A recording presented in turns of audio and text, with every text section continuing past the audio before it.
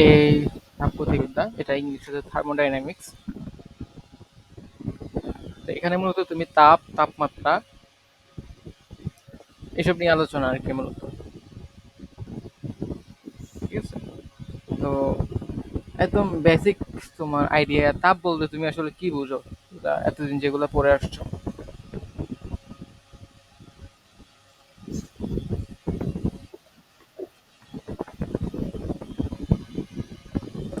না না, এরকম কিছু না। তাপ এক প্রকার শক্তি, তাই তো? তাপ হচ্ছে এক প্রকার শক্তি। তো তাপ নিয়ে তুমি 8, 9, 10 থেকে একদম ছোটবেলা থেকেই তাপ নিয়ে একটা আইডিয়া তোমার আছে, তাপ জিনিসটা কি। আর এটা তুমি ফিলও করতে পারো, তাই না? কোনো একটা বস্তু গরম গরম না, এগুলো ফিল করতে পারো। তো বুঝতে পারতেছো একটা বস্তুর মধ্যে তাপ হচ্ছে তার শক্তি। ঠিক আছে? তো আমরা তাপকে এইভাবে ডিফাইন করা হয় যে 1 গ্রাম বিশুদ্ধ পানির তাপমাত্রা 1 ডিগ্রি সেলসিয়াস বৃদ্ধি করতে প্রয়োজনীয় তাপের পরিমাণ। ঠিক আছে? ওটাকে বলা হয় 1 ক্যালোরি। তারপরে তারপরে তারপরে আমরা দুইটা একক শিখবো এখানে, এটা হচ্ছে ক্যালোরি আর একটা হচ্ছে তোমার জুল।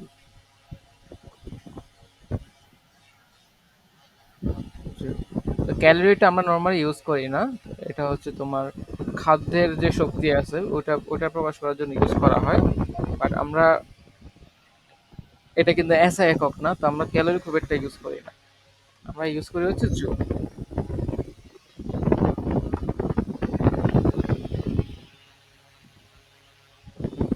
ক্যালোরি সংজ্ঞাটা কি হয়েছে? 1 গ্রাম বিশুদ্ধ পানির তাপমাত্রা 1 সেলসিয়াস বৃদ্ধি করতে তোমাকে যে পরিমাণ তাপ দিতে হবে এটাকে 1 ক্যালোরি বলে। তো ক্যালোরি মতবাদ অনুসারে তোমার এই তাপ এক প্রকার হচ্ছে বস্তুকণ। ঠিক আছে? যা অদৃশ্য এবং ওজনহীন। এটা কি, তাপ কি একটা বস্তুকণা যা কিনা তোমার অদৃশ্য এবং ওজনহীন। এইসব থিওরিটিক্যাল কথাবার্তা আর কি।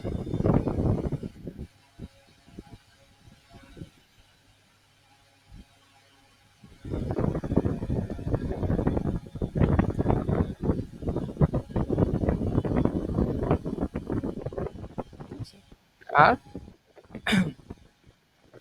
আর আমরা এমনি নর্মালি কি বুঝি? তাপ এক প্রকার শক্তি।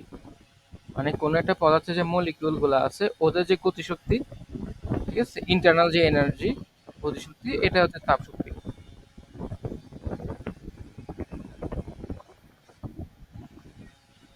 আচ্ছা, এরপর হচ্ছে তাপমাত্রা। আমি বলতো তাপমাত্রা কাকে বলে?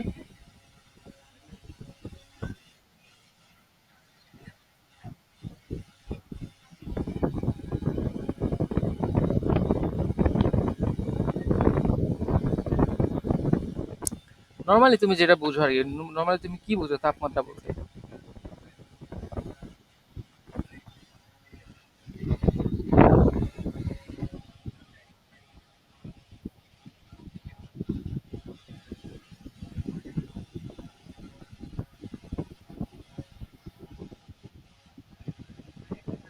উম, এটা তো হইলো না কিছু। আচ্ছা, তোমার জ্বর আসলে তোমার ডাক্তার এসে কি করে? তোমার কি চেক করে? থার্মোমিটার দিয়ে তাপমাত্রা চেক করে। আর তুমি আরেকটু আগে যে সংজ্ঞা টঙ্কা দিছো এটার সাথে কি এই জিনিসটা যায়? না। অ্যাকচুয়ালি ওই থার্মোমিটার দিয়ে ডাক্তার কি চেক করে? তুমি তোমার শরীরের কতটুকু গরম আছে। ঠিক আছে? তোমার শরীর কি মাত্রাতিরিক্ত গরম, নাকি স্বাভাবিক রকমের গরম, নাকি একদম ঠান্ডা, এটা চেক করার জন্য ডাক্তার কি থার্মোমিটার ইউজ করে বা তোমার তাপমাত্রা মাপে। তাহলে তাপমাত্রা দ্বারা আমরা কি কি বুঝি? তাপমাত্রা হচ্ছে এমন একটা মৌলিক রাশি যা দ্বারা কোনো বস্তু কতটুকু ঠান্ডা বা গরম আছে তা জানা যায়। ঠিক আছে? এটা হচ্ছে তাপমাত্রা দ্বারা কি কি জানি আমরা কতটুকু ঠান্ডা, ঠান্ডা বা কতটুকু গরম।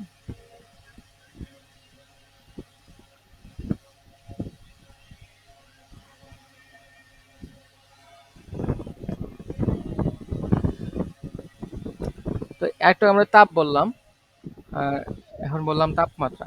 তাপ আর তাপমাত্রার মধ্যে পার্থক্য কি বলতো?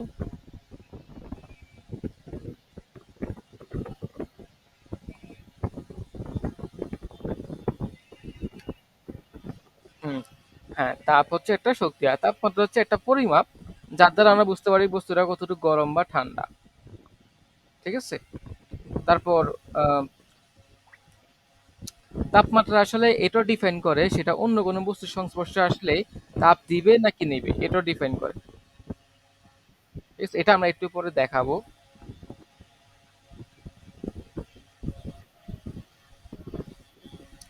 হ্যাঁ, দুটি বস্তুর মধ্যে তোমার যদি তাপমাত্রা সেম হয়, তাপমাত্রা সেম, তাহলে এদের তাপের পরিমাণ ভিন্ন হইতে পারে।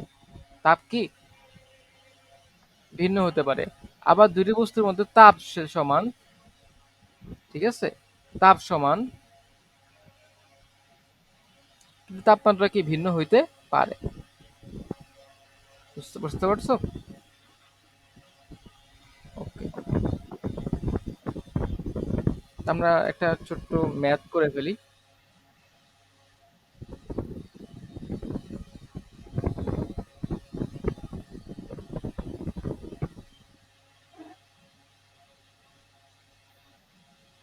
ম্যাথ কোথায় করি?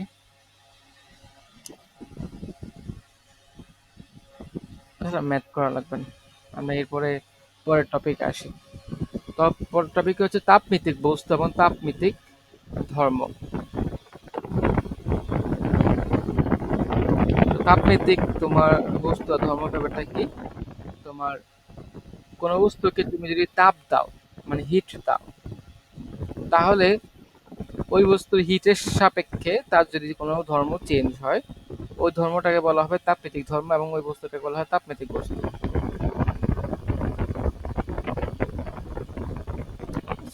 আমরা যদি সংজ্ঞা যদি বলি যে আমি তাপ দিলে, আমি যদি কোনো বস্তুর মধ্যে হিট দেই, তাপ দিলে যে ধর্মটা তোমার, ধর্মটা ইউনিফর্মলি, হ্যাঁ, ইউনিফর্মলি কি হয়, পরিবর্তিত হয়,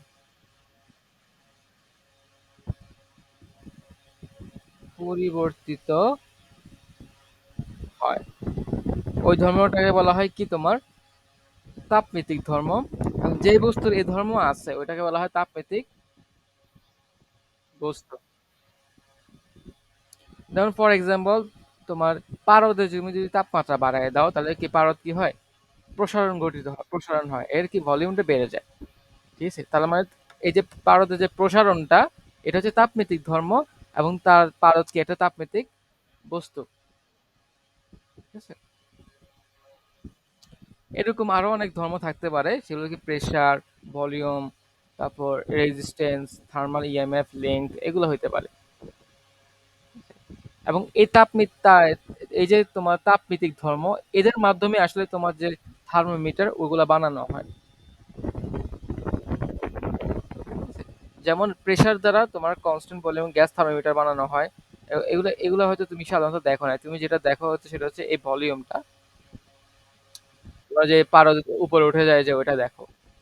ঠিক আছে? এই যে এটা দেখো। ঠিক আছে?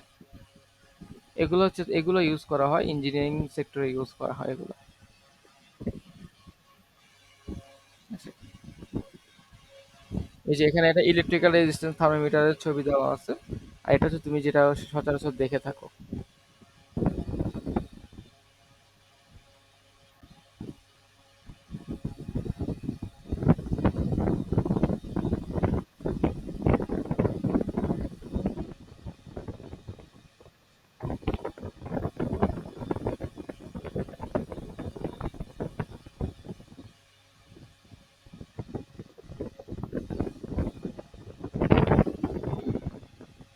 আচ্ছা, 1 মিনিট ওয়েট।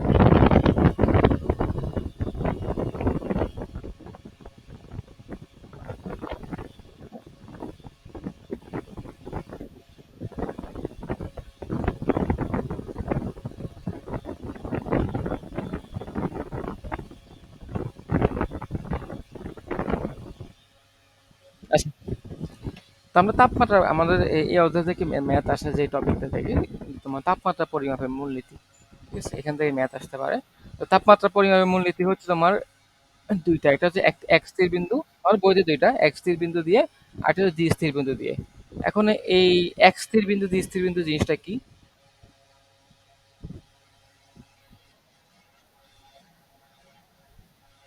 আমরা আগে এক্সের বিন্দু জিনিসটা দেখাই। একটি তাপমাত্রাকে আমরা আদর্শ ধরে এই তাপমাত্রা পরিমাপটা করব। ঠিক আছে? সে একটি নির্দিষ্ট তাপমাত্রা হচ্ছে কি তাপমাত্রা হলো ত্রয়োদয় বিন্দু, ট্রিপল পয়েন্ট। ত্রয়োদয় বিন্দু পড়ে আসছো না? যে তাপমাত্রায় বিশুদ্ধ বরফ, পানি এবং জলীয়বাষ্প একই সাথে বিরাজ করে তাকে ত্রয়োদয় বিন্দু বলে। হ্যাঁ। কেলভিনের মান কত? 273.16 কেলভিন। তো আমরা এক্স এর বিন্দুতে কিভাবে কাজটা করি? ধরো আমরা কি জানি তাপভিত্তিক যে ধর্ম সেটা কি তাপমাত্রার সাথে সমানুপাতিক।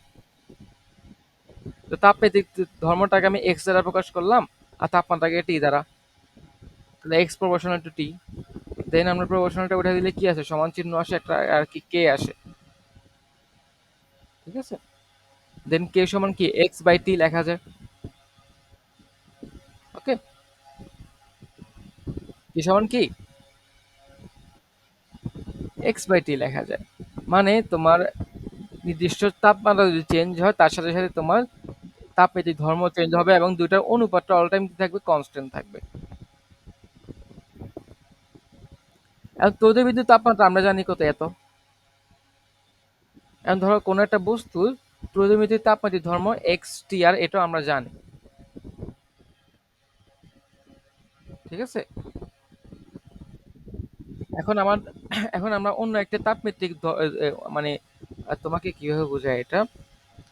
কোন তড়িৎ তাপমাত্রা তুমি জানো এত এবং তার তাপমাত্রিক ধর্ম সেটাও তুমি জানো। মানে আমরা এটাকে এভাবে লিখি। এক্স হচ্ছে আমরা কি এক্স টি আর লিখি যেটা আমি জানি, আর তড়িৎ বিন্দু 273 সেটা আমি জানি। এখন আমরা ওই বস্তুটার একটা নির্দিষ্ট তাপমাত্রা কত আমরা জানি না, সেই তাপমাত্রা তার ধর্ম দেখলাম এক্স। তাহলে অবভিয়াসলি ওই তাপমাত্রা হবে টি। এবং এই দুইটাকে আমরা কি সমান সমান লিখতে পারি। ফলে টি সমান কি লেখা যায়?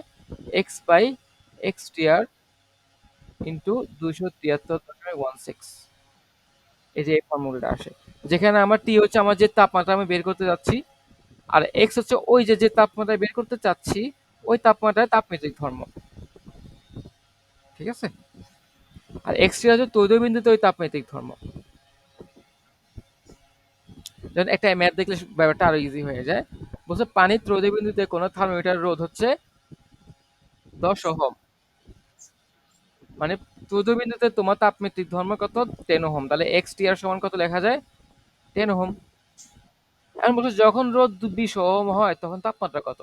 তার মানে আমার যে ধর্ম যখন 20 ওহম হবে তখন আমার টেম্পারেচার কত?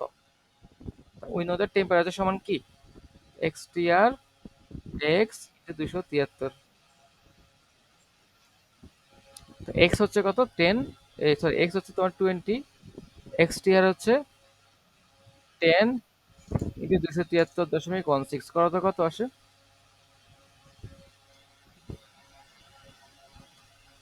এই যে 546.32 ক্যালভিন।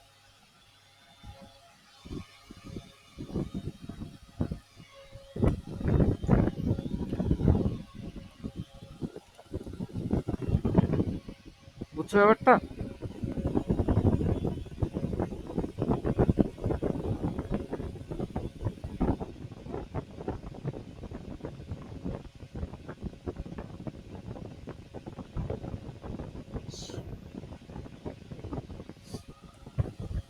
আচ্ছা, এবার হচ্ছে আমরা দ্বি স্থির বিন্দু নীতি দিয়ে ইউজ করবো, যেটা সবচেয়ে বেশি আসে। এটা খুব একটা আসে না, এটা সবচেয়ে বেশি আসে আর কি। এখানে আমরা দুইটা তাপমাত্রাকে আদর্শ ধরে নেব, মানে ফিক্সড আদর্শ ধরে নেব। ঠিক আছে?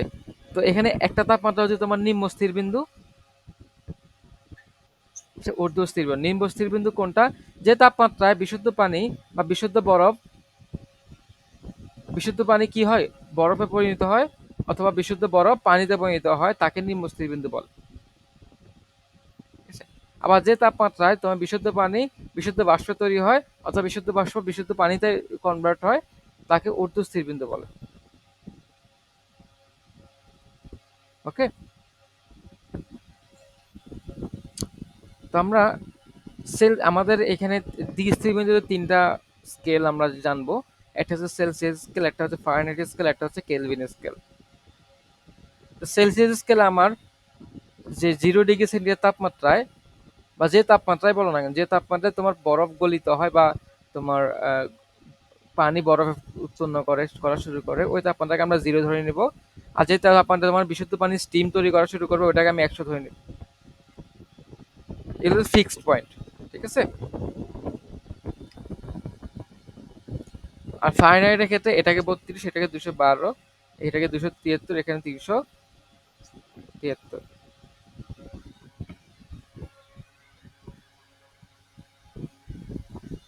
তো এখানে যে ইকুয়েশনটা কাজ করতে সেটা হচ্ছে তোমার T minus T ice, T steam minus T ice, আবার X minus T X ice, X steam minus X আইস।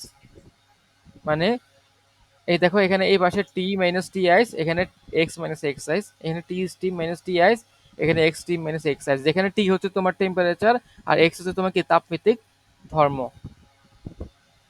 ঠিক আছে। তো এটা একটা ছোট ক্যালকুলেশন বা প্রমাণ আছে এখানে, দেখে নিতে পারো। তো একটা ম্যাথ করলে এটাও ক্লিয়ার হয়ে যাবে।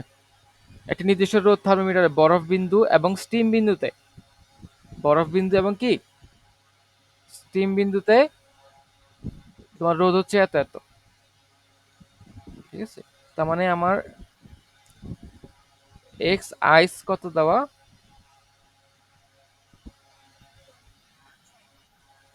তারপরে এক্স স্টিম কত দেওয়া, ঠিক আছে। তো কোন তরলে স্থাপন করলে এর রোধ হয় এত, তরলের তাপমাত্রা কত, মানে কোন তরলে যদি ওই জিনিসটা স্থাপন করো, ওই তরলের টেম্পারেচার, হ্যাঁ, তাহলে ওই সময় রোধ কত হয় তোমার বলো, ঠিক আছে। তাহলে ওখানে তো ওই সময় তাপমাত্রা কত হবে সেটা বের করতে বলছে। আমরা জানি কি টি minus T ice, T steam, টি আইস, এখানে কি হবে X minus X ice, X steam,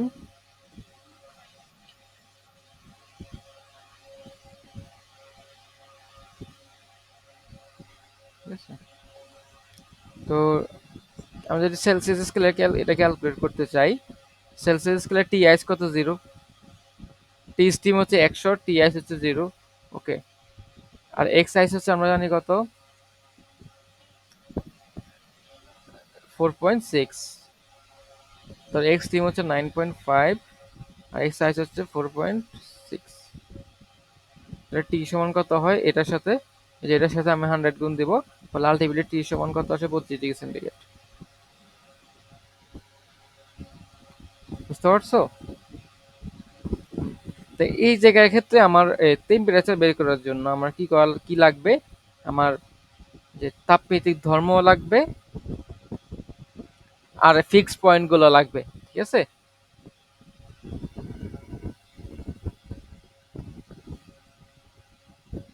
এটা করতে পারবা?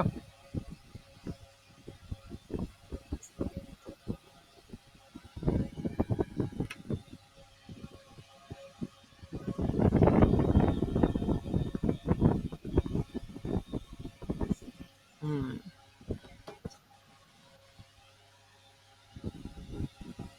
তাহলে এক্স আইস, এক্স স্টিম দুইটা দেওয়া আছে, তাহলে আমরা এক্স এর ভ্যালু এখন আবার এটা দেওয়া, তোমার টেম্পারেচার বাই করতে হবে, ঠিক আছে। তো টি মাইনাস 0, 100, আগেরটার মতো। এক্স কত, এক্স হচ্ছে এটা, তারপর আইস এক্স, এক্স আইস কত, 4, তারপর এক্স স্টিম হচ্ছে 18, এক্স আইস কত, 4, ঠিক আছে। ওই উপরে tan ইনভার্স 2, নিচে tan ইনভার্স 2 কাটাকাটি চলে যায় আর কি।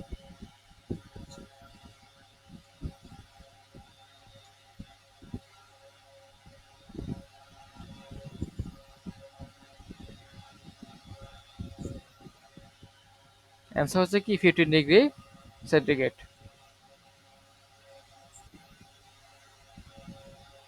এরপর আমরা শিখবো বিভিন্ন স্কেলের মধ্যে সম্পর্ক। আমরা একটু আগে কয়টা স্কেল দেখছিলাম, 3টা স্কেল, তাই না? একটা হচ্ছে ডিগ্রি, আর একটা হচ্ছে কি, একটা হচ্ছে ফারেনহাইট,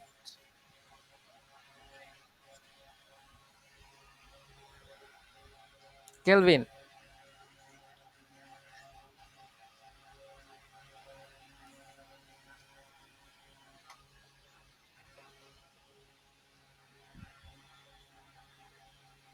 আছে? তো এর মধ্যে আমার বেসিক যে ইকুয়েশন সেটা হচ্ছে আমার এটা। ওকে, এটা ইকুয়াল কনস্ট্যান্ট। তো এই যে ইজিলেশনটা এটা হচ্ছে তোমার যে কোনো স্কেল, তুমি যদি ফিউচারে তোমার নিজের নাম দিয়ে একটা স্কেল আবিষ্কার বানাইতে চাও, ওই স্কেলের জন্য এই সূত্রটা খাটবে। ঠিক আছে? সম্পর্কটি কি সকল স্কেল যেটা প্রচলিত অথবা ত্রুটিপূর্ণ মানে নষ্ট নষ্ট স্কেলের ক্ষেত্রে এটা কি খাটবে, এটা প্রযোজ্য। নষ্ট স্কেলের একটা কয়টা ম্যাথ আছে, ওগুলা দেখবা, দেখলে দেখবা তখন বুঝতে পারবে আরো ভালো মতো। তো আমরা দেখো বিভিন্ন স্কেলের ক্ষেত্রে প্রয়োগ করে পাই, যেগুলো কনস্ট্যান্ট, তাহলে বিভিন্ন স্কেলের ক্ষেত্রে এই জিনিসটা কি সমান হবে না? তো দেখো আমার সেলসিয়াস স্কেলের টি ধরো সেই টি ধরো একটা আছে তাপমাত্রা, সেটা হচ্ছে সি। টি আইস হচ্ছে 0, নিচে হচ্ছে টি স্টিম হচ্ছে 100, আর টি আইস হচ্ছে 0। আবার ফারেনহাইটে হচ্ছে এফ, আইস আইস হচ্ছে 32, স্টিম হচ্ছে 212, এটা হচ্ছে 32। সিমিলারলি এখানেও। ঠিক আছে? এই যে এটা দেখলে ভালো মতো বুঝতে পারবা। তো এটাকে আমরা আরো আরেক লাইন কাজ করি। সি বাই 100 কত কত আসে, 180 আসে।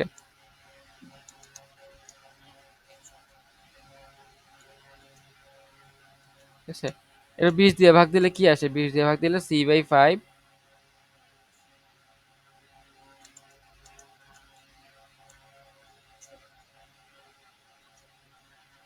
ঠিক আছে? আলটিমেটলি এই ইকুয়েশনটা আসে।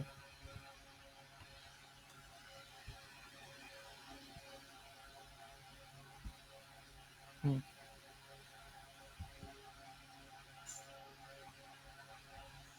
কিছু ম্যাথ করি আমরা। ধরো একটা নতুন একটা স্কেল, ধরো রয়মার স্কেল। ঠিক আছে? রয়মার স্কেলে বরফ বিন্দু হচ্ছে 0 আর, আর বাষ্প বিন্দু কত?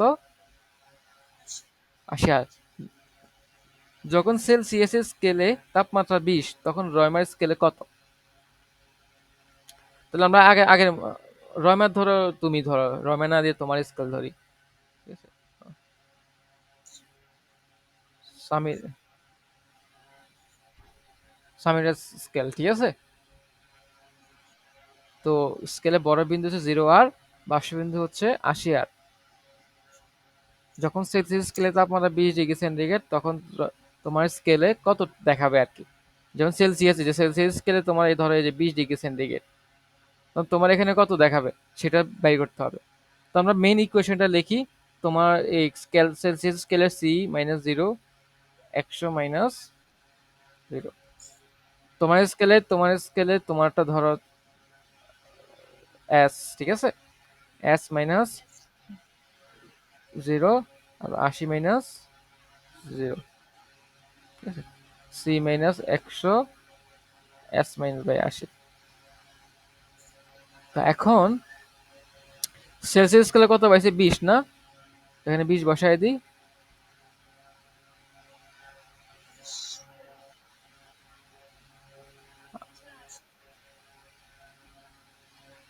S সমান কত আসে?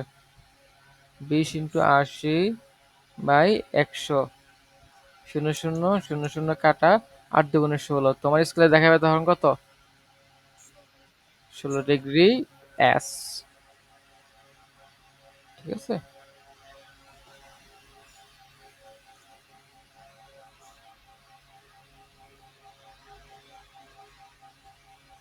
হ্যাঁ, যেটা করে দেওয়া আছে। এরপর প্রশ্ন হচ্ছে কোন তাপমাত্রায় সেলসিয়াস ও ফারেনহাইট স্কেলের সমান ভ্যালু দেখাবে? এটা করছো না? Okay, কত এই যে এখানে একটু বের করে দেওয়া আছে। তুমি ধরো সেটা হচ্ছে এক্স। তো সেলসিয়াস ফারেনহাইটের মধ্যে সম্পর্ক হচ্ছে এটা। সেলসিয়াসের জায়গায় এক্স দিবা, ফারেনহাইটের জায়গায় এক্স দিবা। দেন দুটো সলভ করলে এক্স এর মান আসে -40। মানে -40 ডিগ্রি সেন্টিগ্রেড তাপমাত্রায় সেলসিয়াসও -40 থাকবে, ফারেনহাইটও কি -40 থাকবে।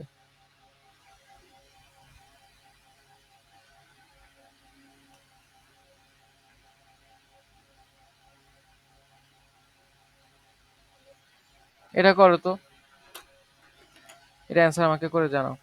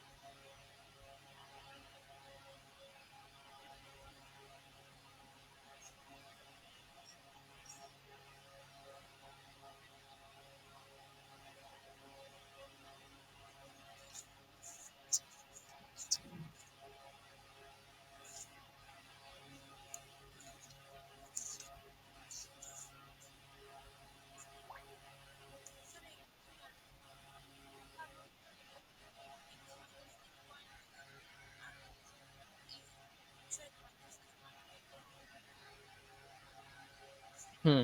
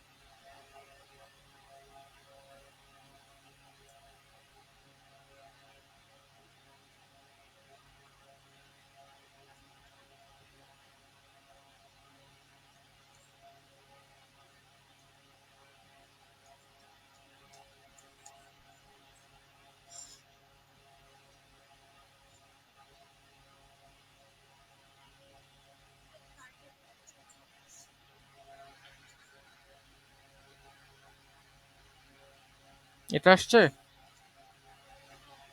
হুম।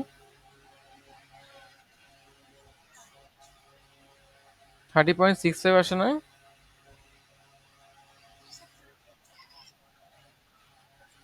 কেন? এভাবে করছো না?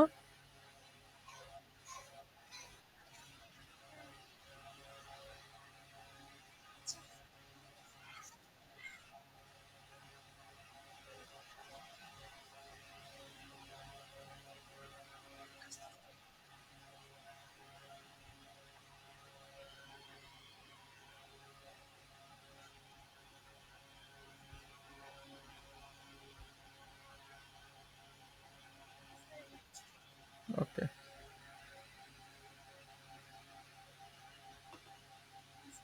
দেখো তো এটা এটা পারো কিনা দেখো।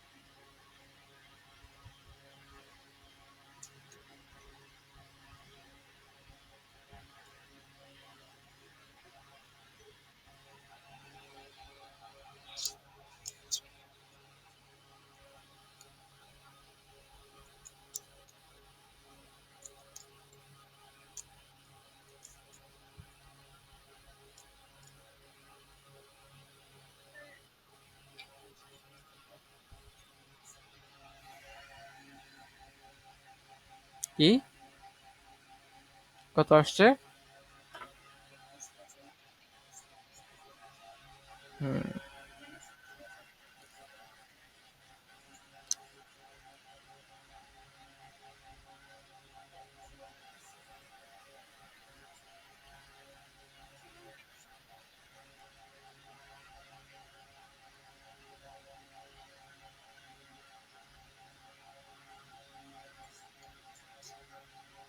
হুম। এভাবে করছো?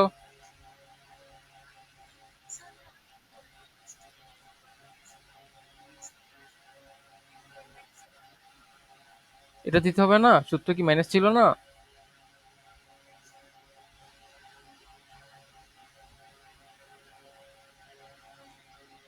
করে সি এ ভ্যালু বের করবো। এটা চাইলে সুষম রন্ধ্র থার্মোমিটার সঙ্গে তোমার একটা সেন্টিমিটার স্কেল যুক্ত আছে। ঠিক আছে।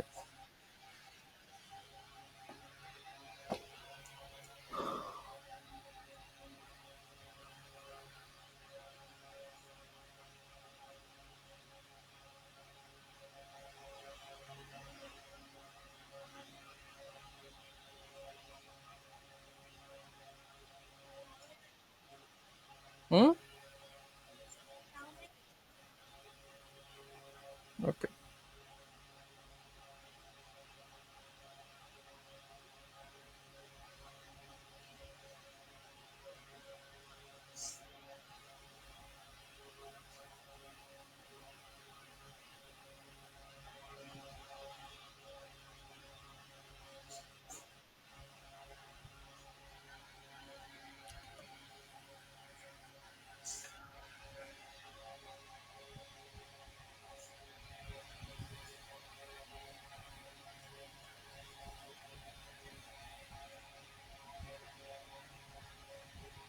ওকে, এবার বিভিন্ন স্কেলের তাপমাত্রা পরিবর্তন। ঠিক আছে। সেটা হচ্ছে এরকম, তোমার বিভিন্ন স্কেলে যদি তাপমাত্রা পরিবর্তন হয় তাহলে ডেল সি,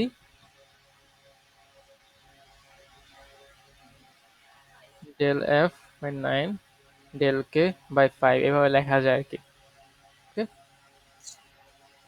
ফারেনহাইট স্কেলে 4 সেকেন্ডে তাপমাত্রা পরিবর্তন 36 ফারেনহাইট হলে সেলসিয়াস স্কেলে তাপমাত্রা পরিবর্তনের হার কত হবে? ঠিক আছে। তো ফারেনহাইট স্কেলে পরিবর্তন কত? Del F 36 degree Fahrenheit. Celsius স্কেলে পরিবর্তন কত? ডেল সি, সেটা আমি জানি না। We know that del F by 9 equal del C by 5। Del C equal কত আসে? Del F into 5 by 9। তাহলে 36 ইন্টু 5 বাই 9, 36 20। তো আমার ডেল সি কত? 20, মানে 20 ডিগ্রি সেন্টিগ্রেড পরিবর্তন হয়েছে। ঠিক আছে। কয় সেকেন্ডে পরিবর্তন হয়েছে? 4 সেকেন্ডে। তাহলে 1 সেকেন্ডে কত? 20/4, 5 ডিগ্রি সেন্টিগ্রেড পার সেকেন্ড। ঠিক আছে। এটা হচ্ছে কি পরিবর্তনের হার। এই যে, দেখি এটা পারো কিনা।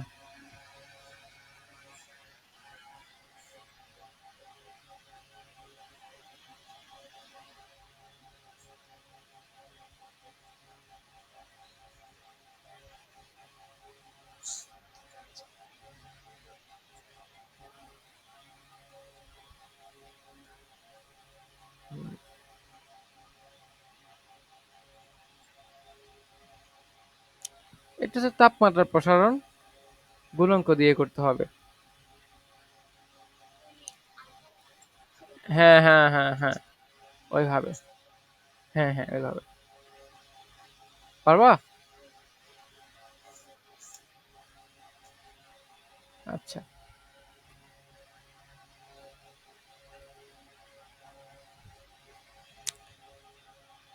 তো আমরা অনেক সময় কোনো বস্তুর গতিশক্তি পরিবর্তন করলে সেখান থেকে হিট উৎপন্ন হয়। ঠিক আছে, এবং সেখানে তাপমাত্রা পরিবর্তন হয়। আবার বিভব শক্তির পরিবর্তন করলেও হিট উৎপন্ন হয়, সেখানে তাপমাত্রা পরিবর্তন হয় অথবা অবস্থা পরিবর্তন হয়। ঠিক আছে। অথবা কোনো বস্তুর উপর আমি যদি কাজ করি তাহলে কি সেম জিনিসগুলো ঘটে। তো বস্তুকে আমি যদি তাপ প্রয়োগ করি, ঠিক আছে, তাহলে কি বস্তুর তাপমাত্রা পরিবর্তন হবে অথবা কি অবস্থার পরিবর্তন হবে। যদি তাপমাত্রা পরিবর্তন হয় তাহলে সূত্র হচ্ছে DQ equal M S del T. ঠিক আছে। আর যদি অবস্থা পরিবর্তন তাহলে DQ equal M L F বা এম এল ভি। যেখানে তোমার এস হচ্ছে কি তোমার আপেক্ষিক আপেক্ষিক তাপ, আর তোমার এল এফ বা এল এফটা হচ্ছে তোমার সুপ্ত তাপ, আপেক্ষিক সুপ্ত তাপ, আর এল ভি হচ্ছে স্ফুটনের আপেক্ষিক সুপ্ত তাপ। এই যে এল এফ হচ্ছে তোমার গলনের আপেক্ষিক সুপ্ত তাপ, আর এল ভি হচ্ছে স্ফুটনের আপেক্ষিক সুপ্ত তাপ। ঠিক আছে। এই জিনিসটা অলরেডি তুমি পড়ে আসছো, তাই না? হ্যাঁ। এই যে একটা চার্ট পড়ছো না, এভাবে এভাবে যায়, এভাবে যায়, এভাবে যায়। হ্যাঁ। এটা 0 ডিগ্রি সেন্টিগ্রেড বরফ, বরফ গলতে গলতে গলতে 0 ডিগ্রি সেন্টিগ্রেড, এখানে কি আসে?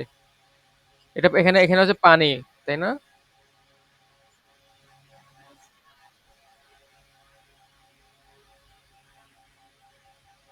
এই যেখানে এখানে থাকে তোমার জিরো না, এখানে আছে মাইনাস ধরো 100 ডিগ্রি সেন্টিগ্রেডের বরফ, সেটা আস্তে আস্তে তাপমাত্রা বেড়ে 0 ডিগ্রি সেন্টিগ্রেডে আসে, দেন বরফটা আস্তে আস্তে গলে, দেন আবার পানির তাপমাত্রা এখানে কমপ্লিটলি পানি হয়, দেন হচ্ছে পানির তাপমাত্রা বাড়ে বাড়ে বাড়ে বাড়ে, এটা হচ্ছে 100 ডিগ্রি সেন্টিগ্রেড তাপমাত্রা,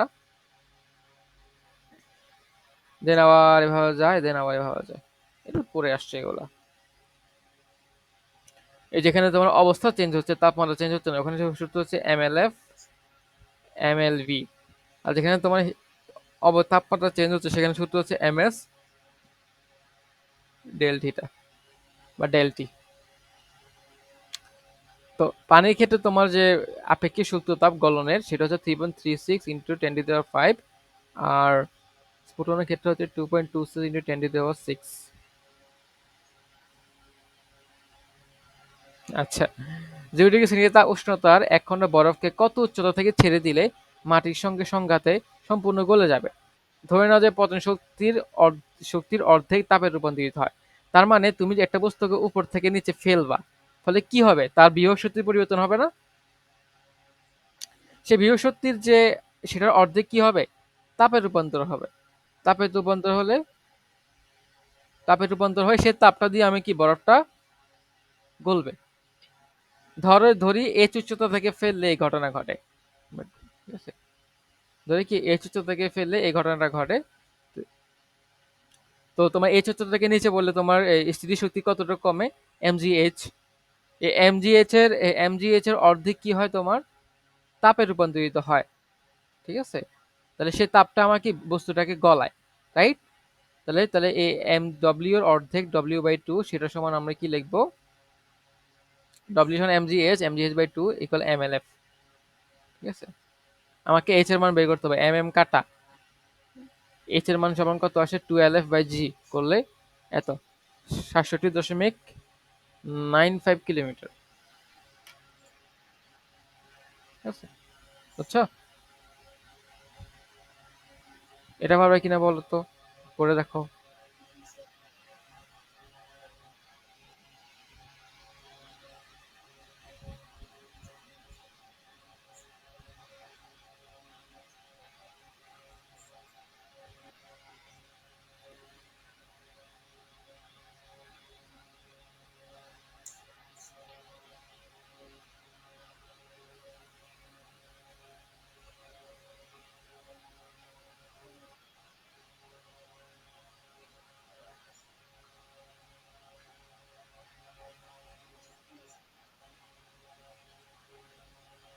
বুঝো নেই?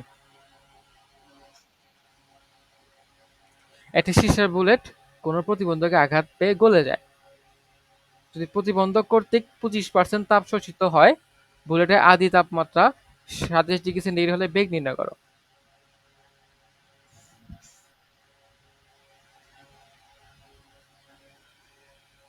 সীসার তোমার গলনাঙ্ক হচ্ছে 327 ডিগ্রি সেন্টিগ্রেড। সীসার আপেক্ষিক তাপ হচ্ছে এত, গলনের আপেক্ষিক সূত্র তাপ হচ্ছে এত।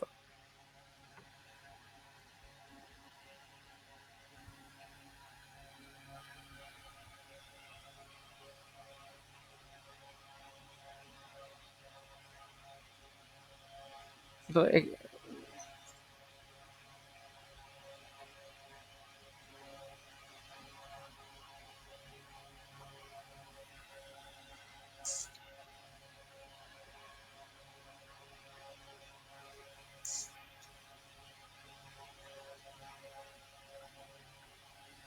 আচ্ছা, আমরা এটা করি এখন। ধরি এটার বেগ ছিল ভি, সেটা আমাকে বাই করতে বলছে, তাই না? ঠিক আছে, তাহলে এর গতিশক্তি কত? Half M V square. সে গতিশক্তি যখন ধাক্কা খাবে তখন সে স্থির হয়ে যাবে। হ্যাঁ, এবং এই গতিশক্তিটা কি তোমার হিট উৎপন্ন করবে। হুম?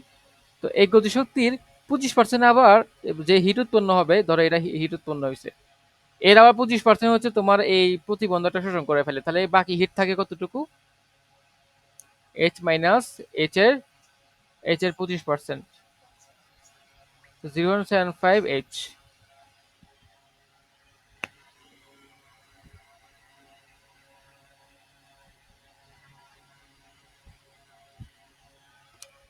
ওকে, তাহলে এতটুকু হচ্ছে আমার শক্তি বা হিট। সীসা হচ্ছে গলে যায়, তাই তো?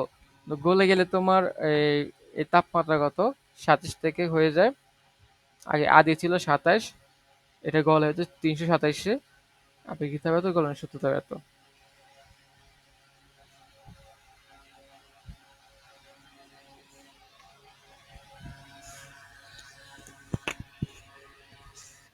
তোমার যদি গলে যায় তাহলে এটা আমাদের শক্তি কত হয়, এম এস ডেল থিটা না?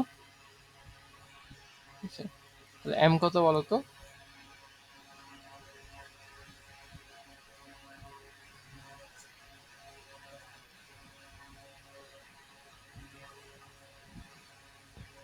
এম তো দেওয়া নেই, এস হচ্ছে হচ্ছে তোমার এটা দেওয়া, ডেল থিটা কত, 300।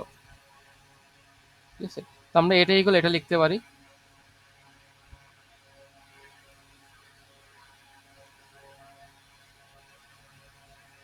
3.75 into half M V square, এখানে এম এস।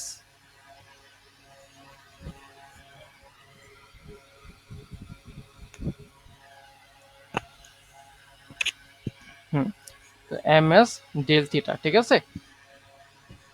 হ্যাঁ, তো এখানে প্রথম হচ্ছে সে গলে, মানে প্রথমে গলার আগে দেখো, চিন্তা করো এটা কি, এটা তাপমাত্রা 27 ছিল, এরপরে হচ্ছে 327 হয়, দেন কি এটা গলা শুরু করে, ঠিক আছে, দেন কিন্তু আবার পুরোটা গলে, রাইট? তার মানে প্রথম হচ্ছে তার তাপমাত্রা বৃদ্ধি পায় 27 থেকে 327, এরপর হচ্ছে তার ফেজ চেঞ্জ হয়, পুরোটা গলে, ঠিক আছে? দুইটা ঘটনা ঘটে। তাহলে এটা হচ্ছে তাপমাত্রা বৃদ্ধির জন্য তো আমার হিট, আর এটা হচ্ছে আমার এম এল এফ হচ্ছে আমার কি, গলার জন্য আমার হিট, ঠিক আছে। মানে এম এম সব জায়গাতে কাটা যায়, এখান থেকে এখান থেকে এখানে কাটাকাটি যায়। এই জায়গায় থাকে কত, 0.75 বাই টু ভি স্কয়ার, এ থেকে থাকে এস, এস এস কত, আচ্ছা এস আর ডেলটি, ডেলটি হচ্ছে 100, ডেলটি 300, আর এল এফ কত, এল এফ হচ্ছে এটা। হুম, তাহলে ভি এর মান কত আসে, root over 300 S plus L F into 2/0.75। হ্যাঁ, এস এর মান বসায় দাও, এল এফ এর মান বসায় দাও, 2 ইন্টু 2 গুণ দাও, আর 0.75 দিয়ে ভাগ দাও, করো তো কত আসে।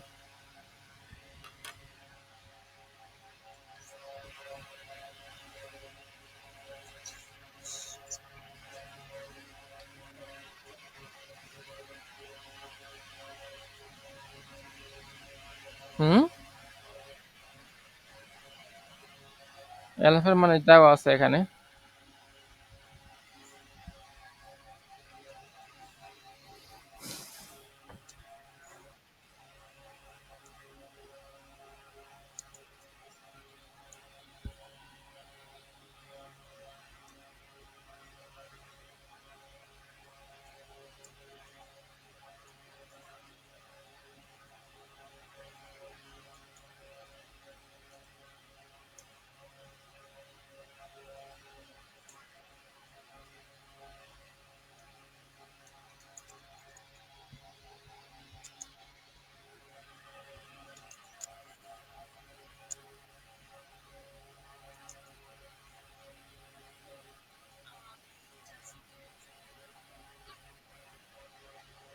কত বসে, 409.89।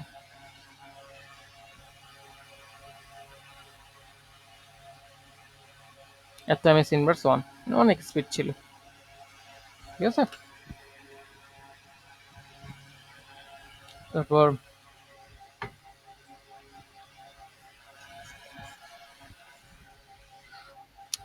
সিস্টেম, আচ্ছা এটা কি আজকে পড়াবো?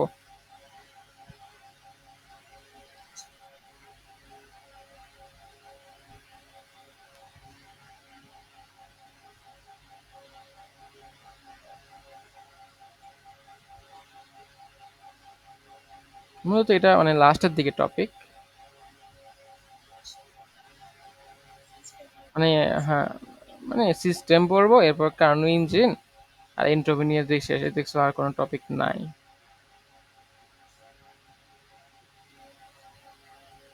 আহ,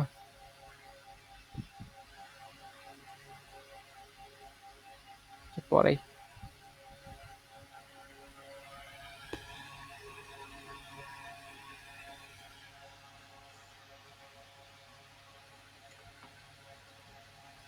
আমরা স্লাইড অনুযায়ী ধাপে ধাপে যাই।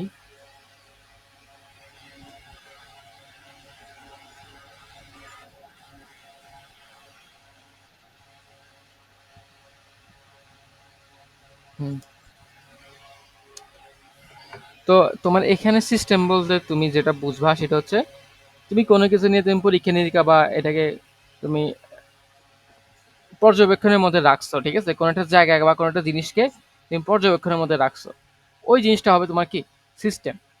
এবং ওর আশেপাশে যা কিছু আছে পুরোটা হবে কি তার পরিবেশ। বুঝতে পারছো? তুমি ধরো তুমি ধরো রান্না করতেছো, হ্যাঁ, ঠিক আছে, কড়াইতে রান্না করতেছো, কড়াইয়ের মধ্যে যে রান্না বসায় দিয়ে যে ইয়ে করতেছো, কড়াইয়ের ভেতরটা পুরো একটা সিস্টেম, এবং কড়াইয়ের বাইরে সবকিছু হবে কি পরিবেশ। বুঝতে পারছো? মানে তুমি যেটা নিয়ে পরীক্ষা নিরীক্ষা করবা ওইটা হচ্ছে তোমার সিস্টেম, ওইটার ছাড়ে ওইটার বাইরে যা কিছু আছে পুরোটা হচ্ছে কি পরিবেশ।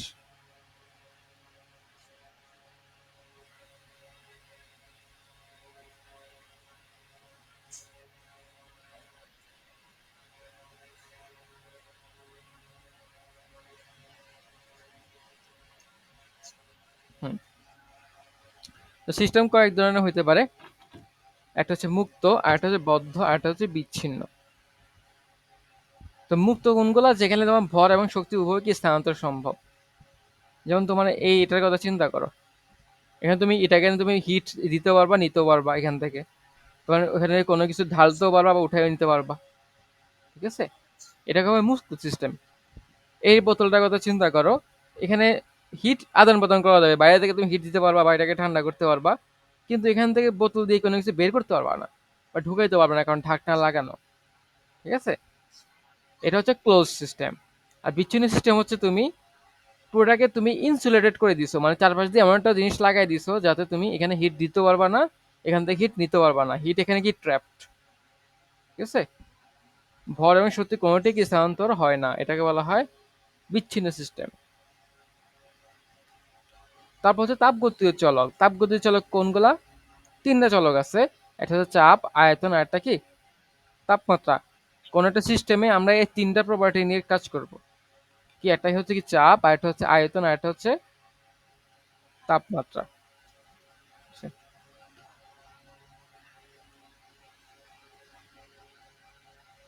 আর আমরা এখানে সিস্টেম বলতে বুঝবো এটা এরকম একটা একটা বক্স বা সিলিন্ডার আকৃতির বক্স, তার উপর একটা ঢাকনা দেওয়া, ঢাকনাটা হচ্ছে এরকম আপ ডাউন করতে পারে, ঠিক আছে। গ্যাস ভিতরে হচ্ছে গ্যাস থাকবে, গ্যাস প্রসারিত হলে ঢাকনা উপরে উঠবে, গ্যাস যদি সংকুচিত হয় তাহলে ঢাকনা নিচে নামবে, এরকম। তারপর আমরা এখানে চারটা প্রক্রিয়া শিখবো। একটা সমচাপ, সমায়তন, সমষ্ণ, রুদ্ধতাপীয়। সমচাপ হচ্ছে তোমার এখানে আমি প্রেশারটাকে কনস্ট্যান্ট রেখে বাকি যে দুইটা আছে ওদেরকে ভ্যারি করব। সমায়তন হচ্ছে আমি ভিটাকে কনস্ট্যান্ট রেখে বাকি দুইটাকে ভ্যারি করব। সমষ্ণ হচ্ছে টেম্পারেচারকে কনস্ট্যান্ট রেখে বাকি দুইটাকে ভ্যারি করব। আর রুদ্ধতাপীয় হচ্ছে আমি কোনো হিট দিবও না, হিট নিবও না, ঠিক আছে? তারপর আমরা একটু এগুলা পড়ার জন্য আমরা কিছু জিনিস বোঝা লাগবে, এটা হচ্ছে সাইক্লিক প্রসেস আর নন সাইক্লিক প্রসেস।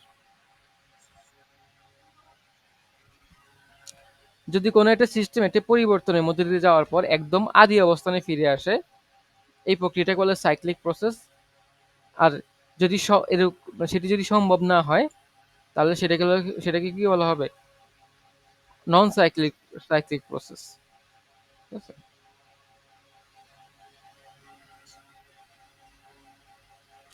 আর এটা হচ্ছে অপ্রত্যাবর্তী প্রক্রিয়া এবং প্রত্যাবর্তী প্রক্রিয়া। তো অপ্রত্যাবর্তী হচ্ছে প্রত্যাবর্তন ঘটে না, আর প্রত্যাবর্তী প্রক্রিয়া হচ্ছে কি প্রত্যাবর্তন ঘটে।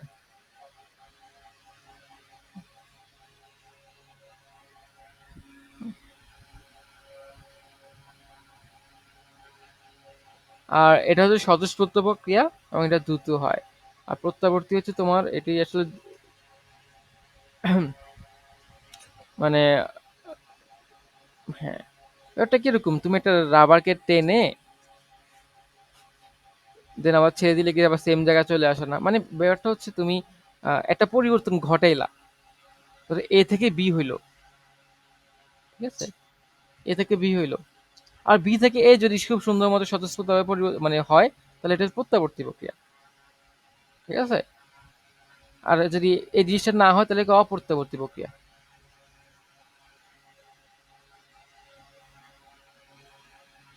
যেমন বরফ থেকে তুমি পানি বানাও,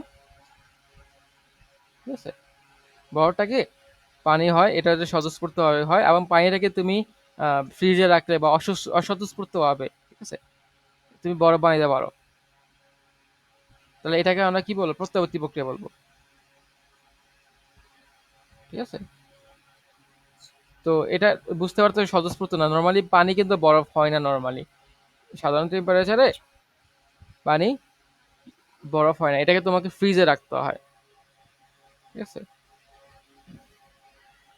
আর এই ক্ষেত্রে দেখো, আমি যদি সেম জিনিসটাই সেম কাজটা আমি যদি নর্মাল টেম্পারেচার ফ্রিজে না রেখে করতে চাই, তাহলে কিন্তু হবে না, তখন সেই সেম জিনিসটাই তখন হবে কি অপ্রত্যাবর্তী প্রক্রিয়া। ওকে, আচ্ছা, এরপর আমরা নিচের দিকে যাই।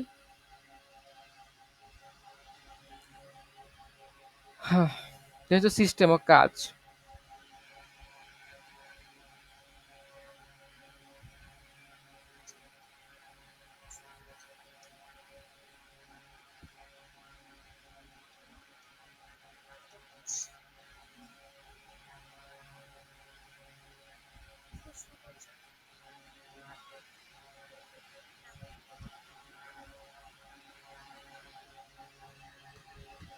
আচ্ছা, তোমার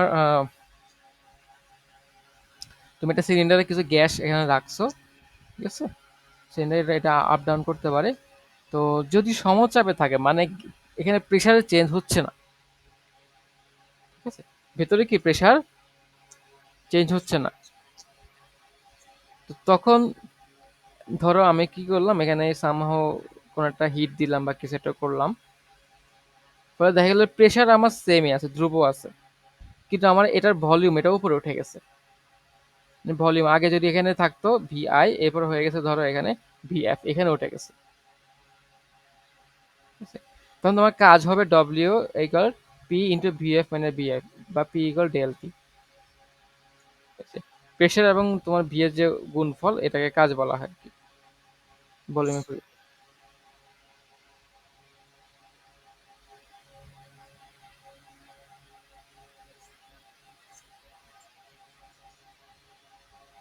হুম। তো নর্মালি একটা প্রসেস চিন্তা করো, এ থেকে বি হয়েছে, হ্যাঁ,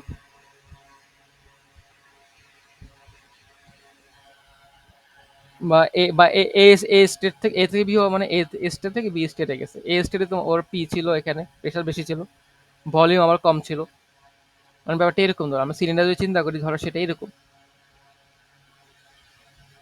ভলিউম অনেক কম বাট ভিতরে যে গ্যাসগুলো অনেক প্রেশারাইজড। পরবর্তীতে কি হলো, বি পয়েন্টে এসে কি কি ঘটনা ঘটলো, ভলিউম অনেক বেশি, প্রেশার অনেক কম, ঠিক আছে, এ থেকে বিতে আসলে এই প্রসেসে। তো নর্মালি হয় তোমার যদি কৃত কাজ যদি যদি তোমার সিস্টেম যদি কোনো কাজ করে, তাহলে সেটা হবে কি পজিটিভ, ঠিক আছে, মানে এই জিনিসটা স্বতঃস্ফূর্ত না, তোমার এটা প্রসারিত ইয়া ছিল, সংকুচিত ছিল, তোমার নর্মালি কি হবে, সিস্টেম এটাকে মানে এই গ্যাসগুলো এটাকে ঠেলে উপরে উঠায় এরকম করে দেবে, তাই না। এখানে যদি অনেক প্রেশারাইজ গ্যাস থাকে, তোমার সেটা কি ঢাকনাটাকে ধাক্কা দিয়ে মানে ধাক্কা দিতে থাকবে না, এভাবে এভাবে একটা সময় কি সে ঠেলে এদিকে নিয়ে আসবে, তাহলে এটা এখানে সিস্টেমটাই কাজ করতেছে, তাহলে এখানে আমার কি হবে, কৃত কাজ কি হবে, পজিটিভ। তুমি যদি উল্টা কাজটা, এই যে আমি এখান থেকে এখানে গেছে, কৃত কাজ হচ্ছে আমার কি পজিটিভ, মানে আমার সিস্টেমটা একটা কাজ করছে। যদি উল্টা কাজটা ঘটনা ঘটাইতে চাও, তাহলে তোমাকে কি করতে হবে, তুমি নিজে কষ্ট করে হাত দিয়ে চেপে চেপে চেপে চেপে এটাকে এখানে নিয়ে আসতে হবে, মানে উল্টা করে এখানে নিয়ে আসতে হবে, তখন তুমি সিস্টেম কাজ করতেছো না, তুমি কাজ করতেছো। নর্মালি আমরা যে কোনো একটা সিস্টেম বানাই কি এইভাবে, ওখান থেকে একটা কাজ পাওয়ার জন্য, কিন্তু আমি উল্টা যদি আমি সিস্টেমের উপরে কাজ করে বসি, তাহলে সেটা কি নেগেটিভ হবে না? এটা নেগেটিভ। বুঝতে পারছো? সিমিলার, এটাও সিমিলার কনসেপ্ট। যদি সাইক্লিক যদি এই ক্লকওয়াইজ হয়, এই যে এখান থেকে এ থেকে বিতে আসছি, তখন এটা পজিটিভ হবে। যদি উল্টা দিকে হয়, বি থেকে ইয়ে হয়, যদি অ্যান্টি ক্লকওয়াইজ, ঠিক আছে?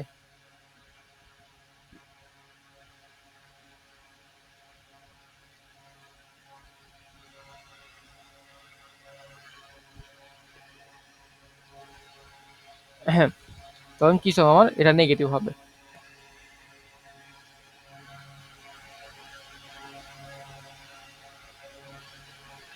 হ্যাঁ, পাশে পিবি লেখচিত্রে এটা গ্যাস এ থেকে বি অবস্থানে সংকোচন দেখানো হলো, ঠিক আছে?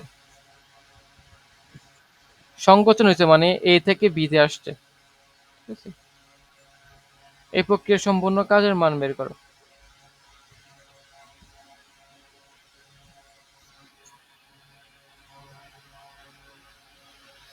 তো বুঝতে পারছো সংকোচন করছে, এখানে কি হবে?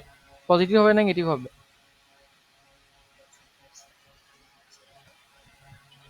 হুম। তো আমরা এখানে সূত্র কি ছিল? পি ভি ইন্টিগ্রেশন করতে হবে, তাই না? ইন্টিগ্রেশন তো মনে হয় শিখো নাই। না, মানে টোটাল অ্যাকচুয়াল বলতে গেলে এটা এরিয়াটা বাইর করতে হবে। এই যে ত্রিভুজটা একটা গঠন হলো না এখানে, তার অ্যাকচুয়ালি এরিয়াটা বের করতে হবে।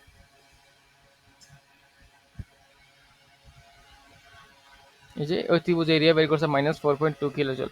এই যে এরিয়া আন্ডার দ্য লাইন, ঠিক আছে? ত্রিভুজ না, এটাকে কি বলা? ত্রিভুজ না, এটা হচ্ছে ইয়া ট্রাপিজিয়াম, ট্রাপিজিয়াম, এটা হচ্ছে ট্রাপিজিয়াম, ত্রিভুজ না।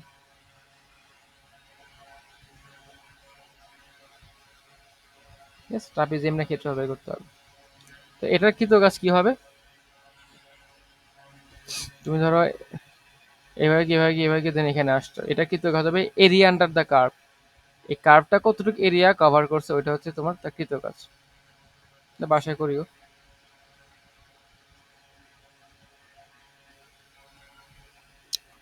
তো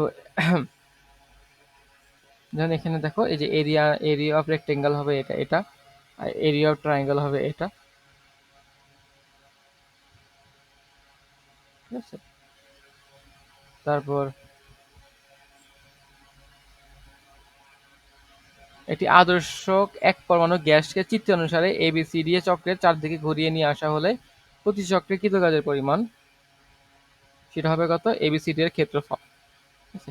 মানে কোন একটা গ্যাসকে তুমি প্রথমে এই অবস্থানে রাখছো, তার প্রেশার হচ্ছে পি আর ভি। এবার তুমি প্রেশার তুমি ডাবল করে দিছো, ভলিউম থ্রি সেম রাখছো। এরপর হচ্ছে প্রেশার ডাবল এবং ভলিউম ডাবল। এরপর হচ্ছে প্রেশার কমলা, ভলিউম ডাবল রয়ে গেল, আবার এখানে আবার আগের অবস্থানে ফিরে আসছো, ঠিক আছে? তো এখানে কৃত কাজ হবে তোমার কি এই যে এরিয়াটা আছে না এটা, ওকে? আজকে অনেক বেশি হয়ে যাচ্ছে না? হুম। আচ্ছা, তাপগতিবিদ্যার শূন্যতম সূত্র। শূন্যতম সূত্র আসলে কি বোঝায়? যদি কোনো বস্তু যদি তোমার তাপীয় সম্মত থাকে, তাপীয় সম্মতা কখন হবে? যখন তোমার তাদের টেম্পারেচার সেম থাকবে, ঠিক আছে? মানে তাদের মধ্যে কোনো হিট এক্সচেঞ্জার হবে না, ঠিক আছে? তাহলে মানে কোন একটা বস্তু ধরো এই যে একটা বস্তু, এই একটা বস্তু, এই একটা বস্তু, ঠিক আছে? এটা সবুজ, এটা লাল, এটা প্রয়োজন।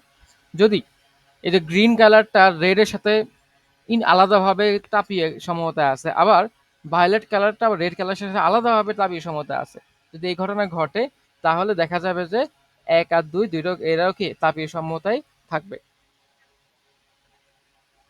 মানে এটা আসলে কমন সেন্স। ও যদি ওর সাথে সাম্যাবস্থা থাকে, আবার ও যদি ওর সাথে একই মানুষের একই জিনিসের সাথে সাম্যাবস্থা থাকে, তাহলে অবভিয়াসলি ওরা দুজন কি সাম্যাবস্থা থাকবে, তাই না? এটা হচ্ছে তাপগতিবিদ্যার শূন্যতম সূত্র।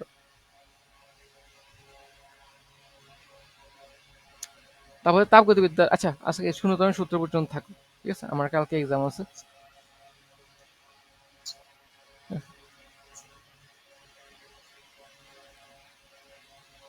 আমি স্লাইডটা পাঠিয়ে দিব তোমাকে।